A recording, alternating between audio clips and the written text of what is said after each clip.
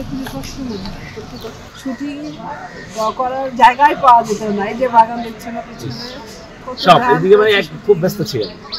মানে পুরোটা জায়গায় ওর প্রতিটি এফডিসির প্রতিটি ইটের মধ্যে মধ্যে আমাদের ছোঁয়া আছে, প্রতিটি রাস্তার মধ্যে আমাদের পায়ের ছোঁয়া আছে আর কি।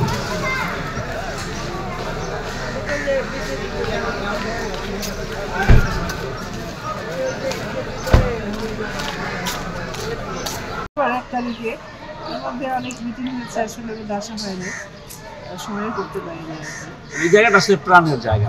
অবশ্যই আমাদের প্রাণের জায়গা, আমাদের শিল্পীদের একটা বসার এফডিসিতে একটা মানে কিংবদন্তিদের একটা সময়, যারা আপনার একসাথে যারা ছিলেন ওই সময়টা মনে পড়ে। অবশ্যই অবশ্যই আমি গাড়িটা ওদিক দিয়ে ঘুরে আসলো, দেখছিলাম হাইরে সব জায়গায় ময়লা, মানে কিছু কিছু জায়গায় পরিবর্তন বোধ হয় নাটকের মনে হবে না, টেলিভিশন বা সিরিজে